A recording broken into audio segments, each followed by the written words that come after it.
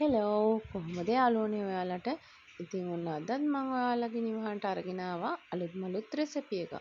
මේකෙදි මම යොදාගෙන තියෙනවා අල කොටුවට කපාගෙන ඒ වගේම මාළුත් කොටුවට කපාගෙන දැන් මම ඒක තෙල් චුට්ටක් දාලා මෙන්න මේ විදිහට බෙද ගන්නවා. ඊට පස්සේ ඔයාලා ගාව තියෙනවා නම් ඔයාලට පුළුවන් සෝස් එකතු කරන්න. සෝස් ටිකකුත් එකතු කරලා මාළු ටික මේ අපි දැන් ඩෙවල් එකක් විදියට හදාගන්න තමයි යන්නේ.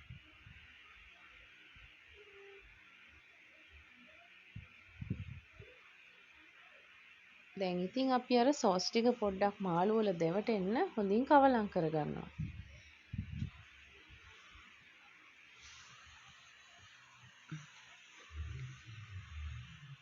අල කොටුවට කපාගෙන තම්බගෙන තියාගන්න ඕනේ.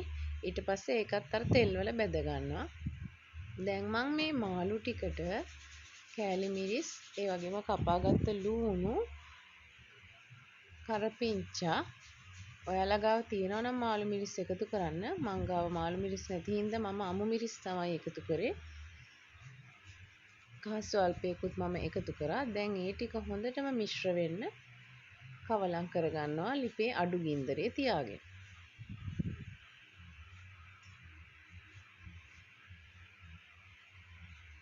ඊට පස්සේ මම අර තම්බලා ලාවට අපි පොඩ්ඩක් බෙදගත්ත අල ටික අන්තිමට එකතු කරනවා. ඒ ටිකත් එකතු කරලා දැන් ඉතින් හොඳට පහේ ටික අල්ලනකම් කවලම් කරගන්න තමයි තියෙන්නේ.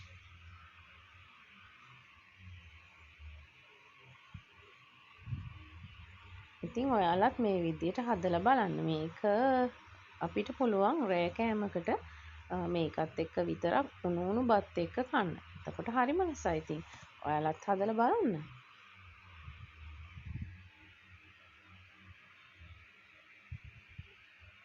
ඉතින් එහෙනම් ලක්ෂී ස්ටයිල් මගේ YouTube channel එක subscribe කරලා නැති යාළුවෝ ඉන්නවා නම් subscribe කරන්න. ඔයාලත් මේකේ රස බලලා like එකක් දාලා comment එකක් දාන්න. එහෙනම් අදට මම ඔයාලගේ නිවහනෙන් ගිහින් එන්නම්. ගොඩ දවසකින් ආව නිසා නැවතත් අලුත් කෑමක් සොයාගෙන ඔයාලා හමු වෙන්න එන්නම්. සුබ දවසක්.